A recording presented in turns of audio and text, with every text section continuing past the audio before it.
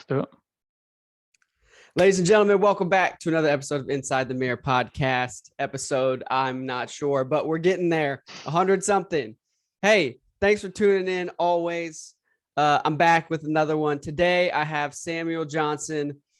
I'm not going to go all into all his credentials and what he does because that's his job. But without further ado, Sam, thanks for being here, bro. Appreciate it. Thank you for having me, man. I'm excited to be on the podcast, be able to chat with you. It's going to be awesome. I'll give a quick intro about myself, then we can dig in. Cool. Let's go. Yeah. Tell us about yourself.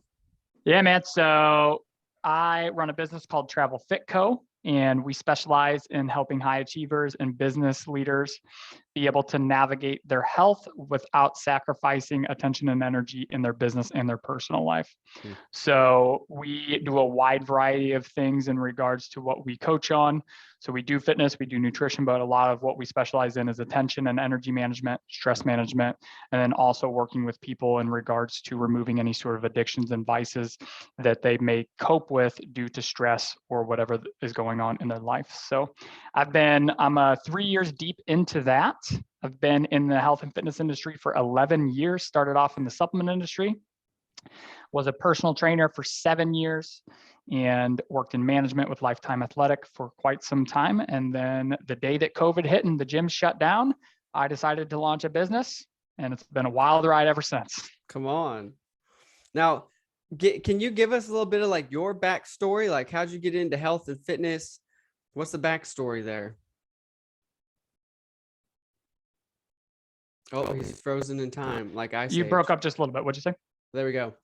Can you give us like the backstory? Like, how'd you get into health and fitness? Everybody's got this journey of how I got into health fitness. I grew up in sports or whatever the thing is.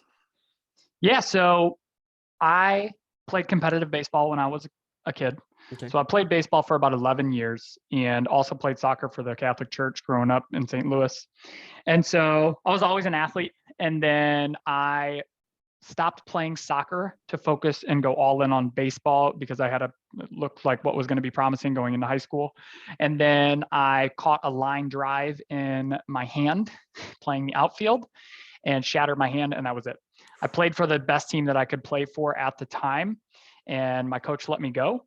Played for him my whole life. That's a whole nother story. And he let me go. And at that point, I was just like, okay, I've given up soccer. And so then I became competitive in gaming. So I actually played competitive Call of Duty and Halo 2 and lost a lot. Yeah. I probably lost about 2 years of my life playing video games. And I'm talking all in. So I was playing competitive tournament Call of Duty and then also modding Halo 2. If anybody knows what that means, if you play video games, you probably do. My brother will definitely know. Yeah.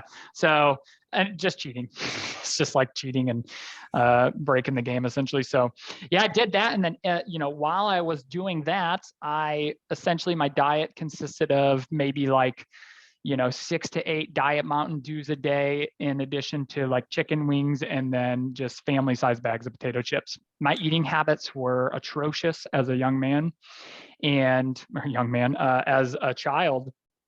And I always saw myself as fat. I can remember when I was a kid, I would sit in the bathtub and I would just look down at my stomach and see the rolls. And I really wasn't overweight, to be honest, but like I saw the rolls. And so in my head, I was like, I'm fat. And so my self-image and my perception of myself has always been, you're fat. Fast forward a little bit, 15 years old, I decided to start doing mixed martial arts. Did that for 9 months, got really tired of being punched in the face, and then discovered lifting weights. And my old man actually got me into lifting weights. And so we would go to the gym together, and I just fell in love with it. Absolutely love it, and have ever since. It's been my health journey has been a roller coaster, to be honest with you. A lot of habits and behaviors and really beliefs that I've had about myself have impacted my journey and have been a road bump, an obstacle for me to be able to get to where I want to go. Fortunately, it's no longer the case today. So yeah, at my heaviest at probably right around 20, 21 years, probably maybe like 19 years old. I don't know, somewhere between like 18 to 20. I think it was 2016. Mm-hmm. I was 223 pounds. I'm 6 foot tall.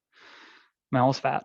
I mean, I'm sitting at 171 pounds today. So yeah, so I've lost close to about 60 pounds, and I've maintained that for over 7 years. And yeah, that's the short of it. I could keep going, but I'll stop there. Come on. Well, like, was there an inflection point when you were like, I need to do something about this? I'm not living a healthy lifestyle. Did something happen to you? Was there a health scare? Right? Like you said, there was a point when you were younger where you were like, I'm fat. But was there a point when you were like, I got to change something? My habits need to change. My eating, like, I got to do something. Yeah, I think it was insecurity, to be honest with you. I was super insecure. From 6th to 8th grade, I wore nothing but sweatpants and hoodies, because I was like so self-conscious about my body and didn't want anybody to be able to see my love handles. And then going into high school, obviously girls, right? So 15 years old, I remember I kept my shirt on the first time I ever had sex and lost my virginity, and the girl at the time made fun of me for it. And yeah, just super insecure, man. Like, couldn't ever go to a pool party or just be around friends without being self-conscious. For some reason, all of my buddies were just like genetically, I mean, not that they didn't work hard, but I spent a lot of time around some bad dudes. And when I say bad dudes, I mean like bad, like state wrestlers, all that stuff. So they're walking around just freaking ripped, and here I am like, So insecurity drove me, and it's been a process to overcome for a long time, and understanding that like my body doesn't define my worth and who I am as a man. But that was how I got started. That was like the triggering point, right? Because at the time, I haven't mentioned this, I'm sure we'll talk about this, but I was also addicted to pornography and addicted to sex after I had lost my virginity. And so my number one pursuit in life was women and sex. And so for me, obviously, like the physical and the vanity aspect of that, to be able to pull as many women as I wanted to pull, was a driving force as well. That's interesting. Thanks for sharing that. I can totally relate to that. There was a time in my life where there was a one-track mind. We're getting this and we're going that way. Nothing else mattered, which as you look back, you're just like, how stupid was I? But that's your reality at a point, right? Like that's your paradigm. Now for you, like, as far as like insecurity, like that's a whole deep rabbit hole that we could go down, right? But like, I think that's, for me, I think a common misconception that we have in our culture is that women struggle with insecurity, but men don't really struggle with insecurity. They struggle with different things. And I think that's a complete lie. I think even if we go back, if we want to get spiritual and go back to like in Genesis and like start talking about like the curse on man. But anyways, I won't go all in there.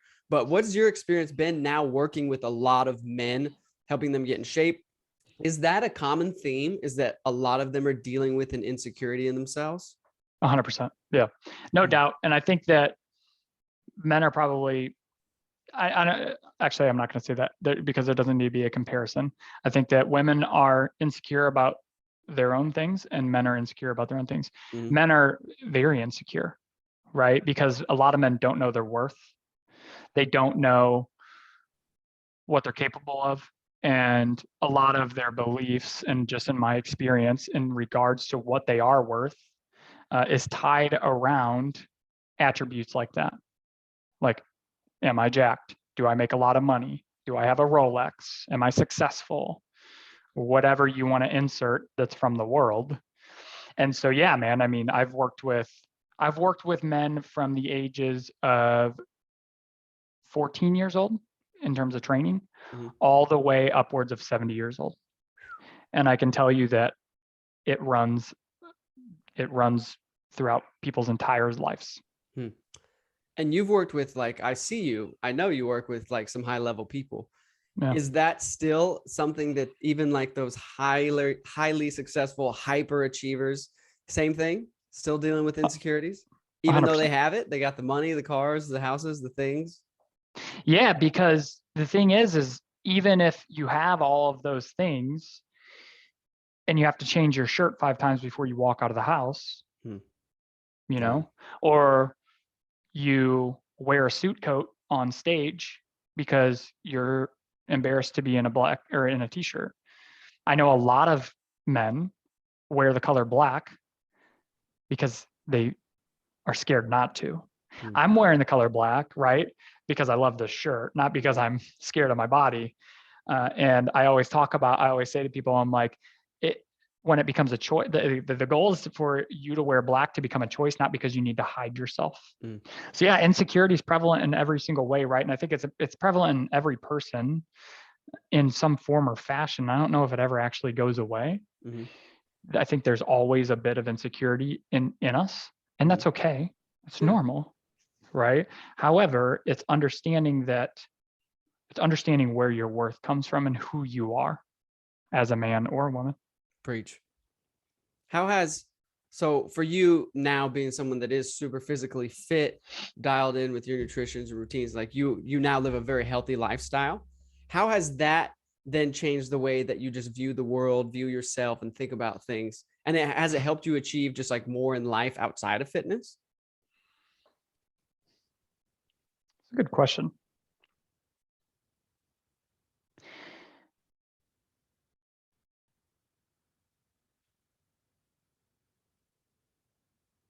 I think in regards to how it's helped, I'm going to answer the last part of that question first.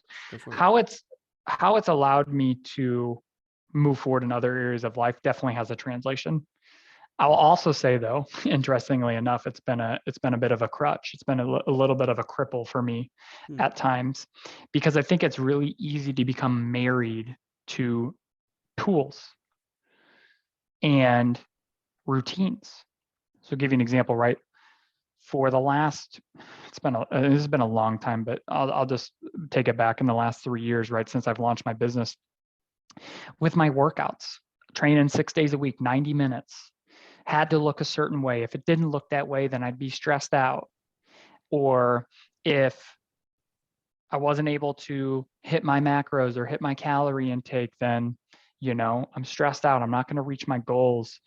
Having a certain bedtime, right? And so I think so what we teach in Travel Fit Co, and when we work with high level people, or we just work with somebody who may just be like a general, just somebody that's in sales, right? That's not like pushing to make $100 million. They just want to be able to provide for their family, and also call themselves a high achiever. What we teach is how to be adaptable, right? And so we teach system and philosophy. We don't teach programs. So we help people change what's going on inside of their mind. We change their identity.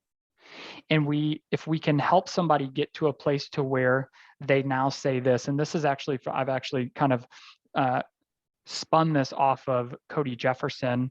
He says, this is who I am, therefore this is what I do, right? And so it's the same thing with health. I love the way he presents that. A lot of people are transactional in their health. This is what I want, therefore this is what I do, not this is who I am, therefore this is what I do. Dang, that's good. And so if we can learn that different seasons of life require a different set of tools, then you're going to be able to make progress no matter what. So I always say that the high achiever that knows what tools to use to build for the current season is going to be successful, right?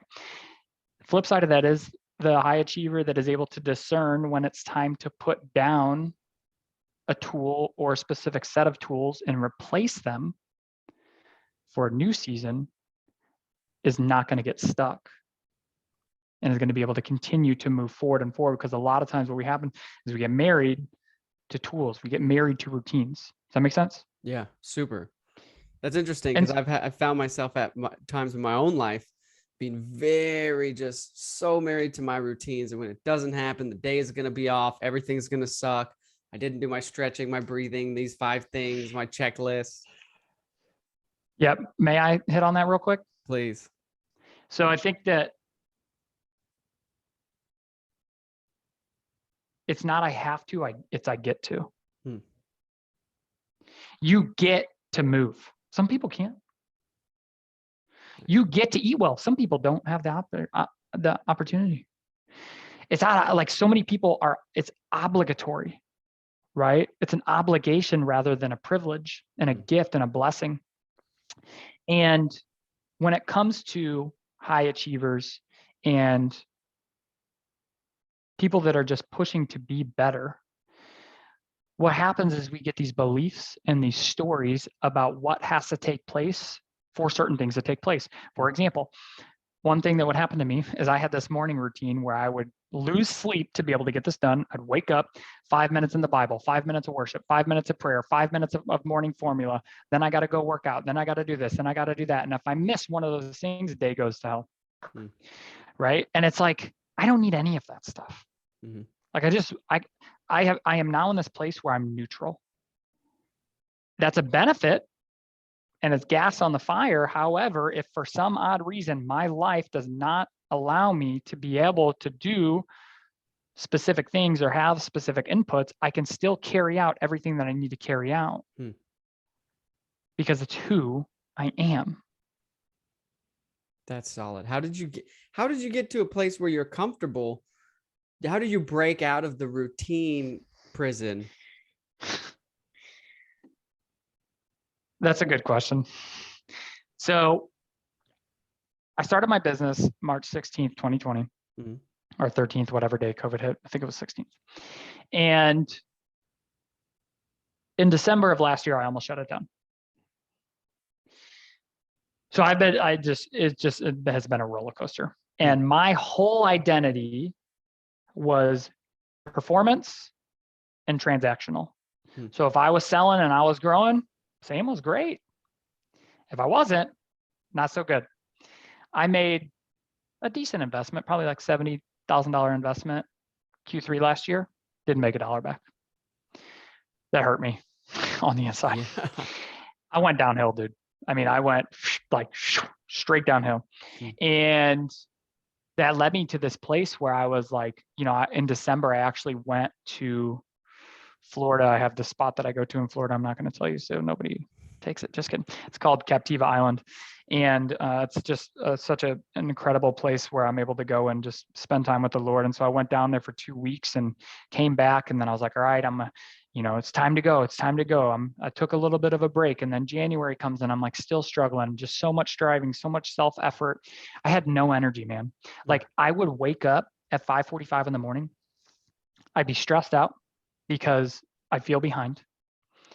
I'd have anxiety about just being on time, getting things done. I had no desire to do anything that I thought I had to do in my business. So I'd get up, I'd skip my time with the Lord because I was like, well, I need more sleep right now. And then I'd go to the gym, I'd train, I'd come home and it'd be 9 a.m. and I'd lay down on the couch and I would be done. Like I just wanted to escape. As soon as I woke up, I was like, I can't wait to go back to bed. And then what would happen is I would have these conversations in my head. So I'd lie down on the couch and then I'd be like, all right, 20 minutes, not a big deal. It's okay. This would literally happen. I'd be like, CEOs take naps. They have couches in their offices. It's okay for you to take a nap. And then there would be this other voice would be like, you're a piece of crap. You don't have what it takes. Alex Hormozy isn't doing this. Taylor Welch isn't doing this, blah, blah, blah, blah, blah. And so like, there would just be this division of my identity and just like this constant friction. And so I say that because February 5th of this year, I finally said, I'm done. And I said, all right, God, like I cannot do this anymore. Like, I would literally spend, I can't tell you how many nights I would be on my knees, like crying out to God for something to change. And February 5th came and I scheduled a call with a gentleman that runs a business that I was interested in being a part of. Because I was like, I just need some space, man. Like, I just need space. Like, I'm not good. So anyways, we had a really good conversation. And then I never followed up with him again.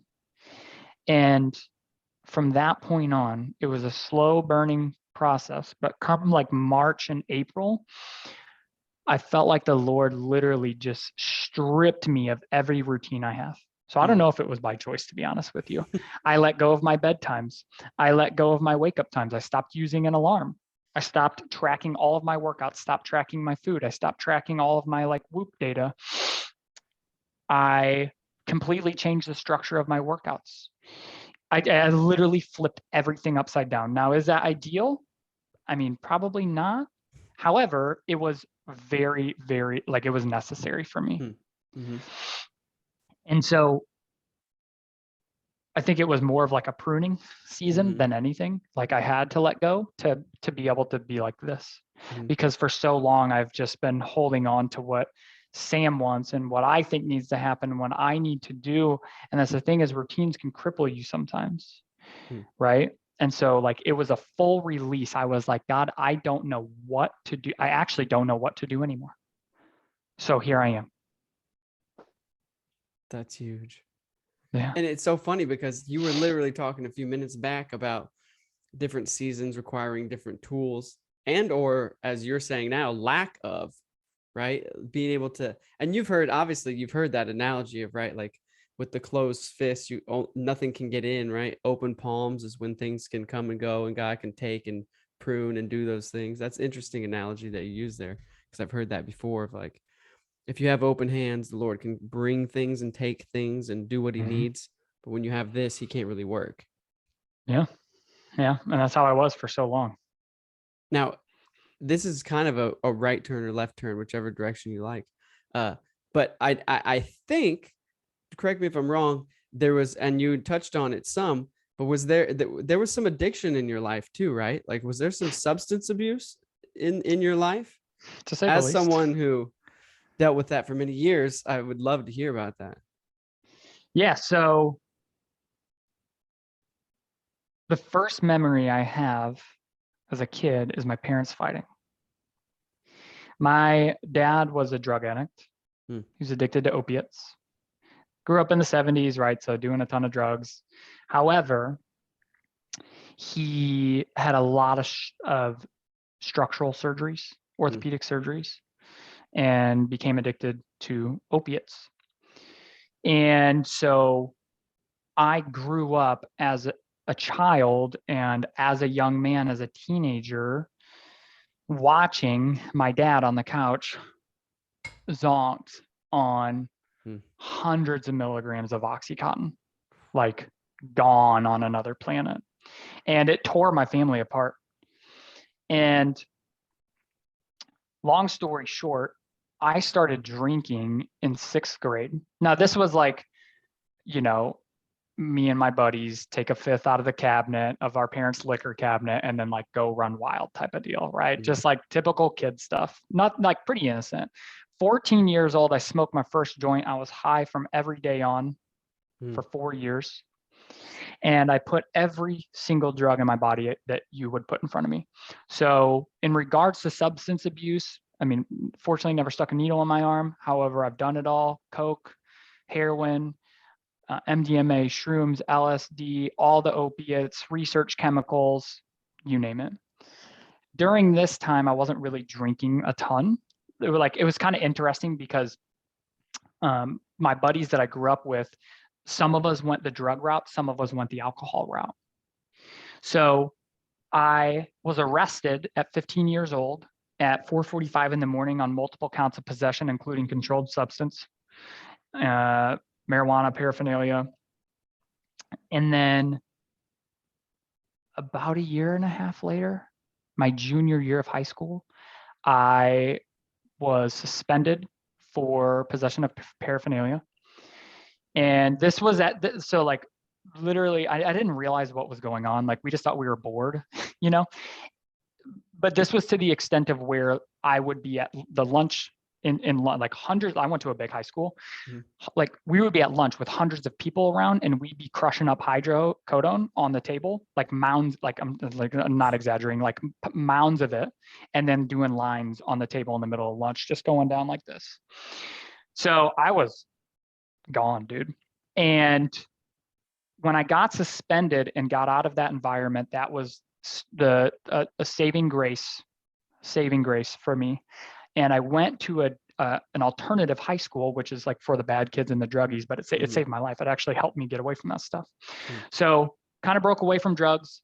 and then didn't go to college because I knew if I went to college, I would do one of three things. All I would do is have sex, party, and then drop out or potentially die. Like I was actually in fear of my life. So I didn't go to college. I stayed home. And then when my friends came back from college, I had stopped doing drugs. And then I picked up their frat lifestyle. And so from 22 years old to 26 years old, I binge drink. It's probably also important to mention that at 22 years old, December 9th of 2015, I found out that my dad had died from a heroin overdose. And so when I found that out, that's when I went straight, went downhill. However, I had so much pride and actually had convinced myself that I'd prepare for that loss. So I never grieved. I went back to work 2 days later because I was just like, I got to keep going. I got to keep going. I got to work hard. I got to work hard.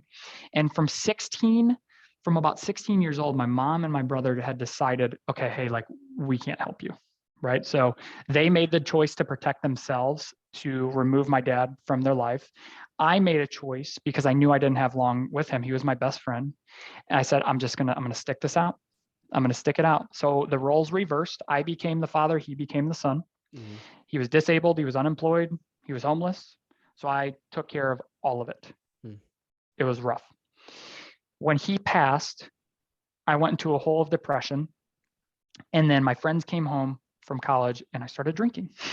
And when I say drinking, I'm not talking about go out 10, 12 drinks. I'm talking like a normal night was about 25 vodka sodas.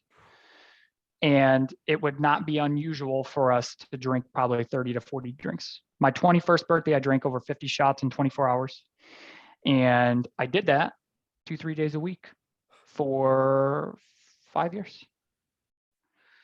And then 2016, I got out of the relationship that I was in. And one of my buddies was like, dude, you got to come to Nashville. You got to see Broadway. And I was like, let's go.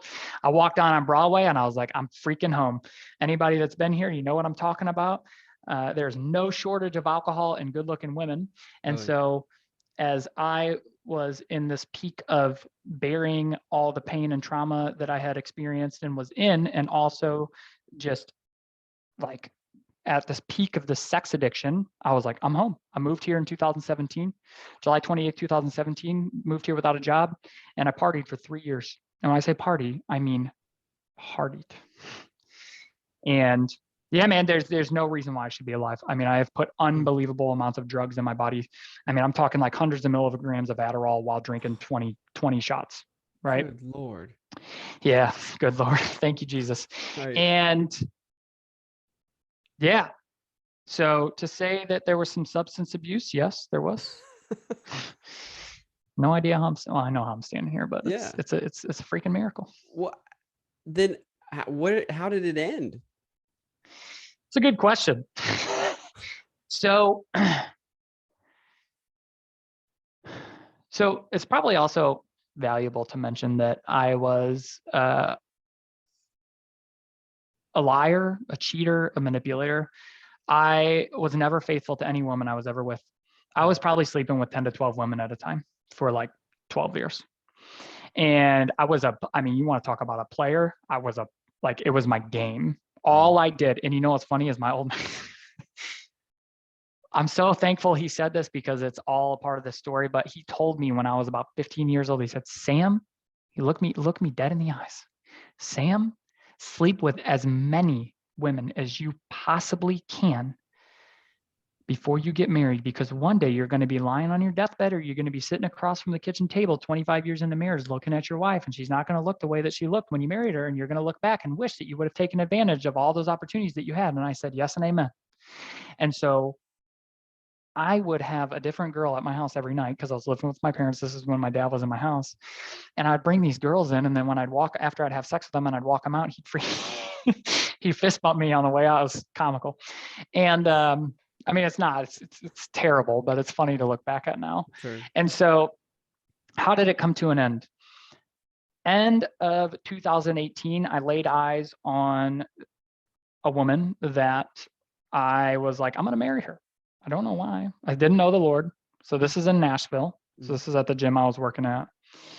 And she was everything that I wanted, checked every box. She was Colombian, like supermodel, just had every bit of it going on, like absolute killer in her career. I idolized her. And so as the Lord would have it, we started dating. And the first thing she asked me was, "Are you a believer?" And I was like, "No, I'm an atheist." Because I didn't mention that either. I grew up Catholic and walked away from the Lord because I kept praying for him to change things in my house. Nothing changed. It's just ignorance. Didn't have a relationship with Jesus. So I hated God for about 15 years. About 12 years old is when I became an atheist. And I actually studied against why the Bible isn't real. So first thing she asked me, "Are you a believer?" And I'm like, "No, I'm an atheist." But I grew up Catholic, so I can talk about God. For some reason, she accepted that. Just had to happen. And she never invited me to church. 4 months later, after we started dating, it was Easter 2019. She invited me to church. I said, "Yeah, do anything for you." I worshiped her, dude. And I went. There was a play. And I was like, okay, this was weird. I go back the next week, and this is my first time in a non-denominational charismatic Christian church. So like people are running around screaming, crying, like straight up running around the church. And I am like, what in the world is going on in this place? And so I was standing there like, these people are insane. And then I'd be like, "Sam, don't judge, don't judge." And then she invited me back the next week. I said yes. And I remember I was walking through the doors of the auditorium, into the auditorium, and I just said on the inside, I said, "All right, God, whatever you want to do, I'm open to it." Worship starts. We're sitting in the back because like she had me sitting like down close to the front on the first 2 times, and I was like, she's like, "Okay, that's fine." So we're all the way in the back, last pew, and worship starts. And 30 seconds into it, I can't take my eyes off this woman that's down at the altar, and she just collapses to her knees. And as soon as she collapsed, I fell back into the pew and just was wrecked, just broke down, and woke up 45 minutes later in some man's arms that was holding me that I have no idea. I was just sobbing. And that was when the Holy Spirit saved my life. That was when Jesus came in and said, "It's time to come home." And I didn't really know what happened, man. I'll be honest with you. I was no idea what happened. We went home and she prayed for me, and I kept crying. I didn't know what to say. And then we drank some tequila and kept living in the world, still getting drunk. And we were really, really struggling as well sexually, because she had told me, "Hey, I want to save myself for my husband." I'm like, "Great, I'm going to be your husband." And that was really hard for us. We were struggling big time. And so I'll wrap this up. The Lord took her out of my life November 10th, 2019. 12 hours after that, he brought me to Romans 5 and 6. And that was when I began the journey that I went on for about 14 months of healing throughout 2020 and 2021, where I was able to break free from the sex addiction, from the porn addiction, and from the drugs and alcohol. Praise God. Yeah. I have goosebumps. Praise God. I don't know. You probably can't see them, but I can see him. Whew. That's a powerful story, man. Thanks for sharing that. Absolutely. That just goes to show that no one is too far gone, right? We get in these places because my story is different, obviously, but almost a decade of addiction, sex, drugs, party, whatever I wanted, whatever would make me feel numb and good for the moment. And you start to think, at least for me, that you're too far gone. I grew up in a Christian home. My dad's a pastor still to this day. And I just thought I was too far gone. I was like, I've done too many bad things. I've hurt too many people. I've done too many things. But you're never too far gone.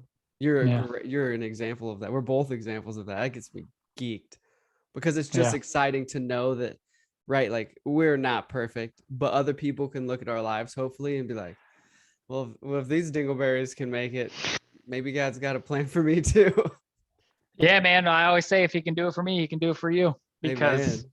I mean, I've straight up urinated on chapels. I've cursed the name of God. I've hurt I have broken up marriages, like all of it. Mm-hmm. And for some reason, look, it's all a setup. It's all a setup. It's all a setup. It's Talk all a about part it. of, and like, it doesn't make sense. It never will. And I think that people get so hung up, especially for people that grew up in the church and that do know Jesus. But what's happened is they've struggled, right? They've struggled with the merit system, right? They've struggled with the legalism and like, I have to do this to be worthy, and if I don't do this, then I'm not worthy. Oh well, like I watched porn, so like now I'm unworthy. And it's like, no, it has not. If no, Yeah. If any of there's it was based nothing on, yeah. there's nothing you can do or not do once you've received Jesus to be loved. Like, it's just there. You just got to choose to receive it and stand in it. Your story gets me pumped. There might be a book there someday. I'm just saying. I don't know if you There thought is. about that. Okay. I figured you had. But most people with stories like yours have had someone tell them you should write a book. Yeah, I've had a couple people. Jesus has told me to write a book, so it's coming. I'm just like, all right, Lord, you got me trying to do a lot of things here, and so I need some discernment on what to do. I have one last question because I know we got to go. One last question. As we talked in the beginning about, some people are high achievers, some people just want good for their lives and their families. Where do you lie on the spectrum? I'm curious. You hang out with a lot of high achieving people. I'm a big Taylor Welch fan. What's the goal? Where are you headed? Like, are you of that 1% variety? It's a good question, man. I was with Taylor this morning. He's a dear friend of mine.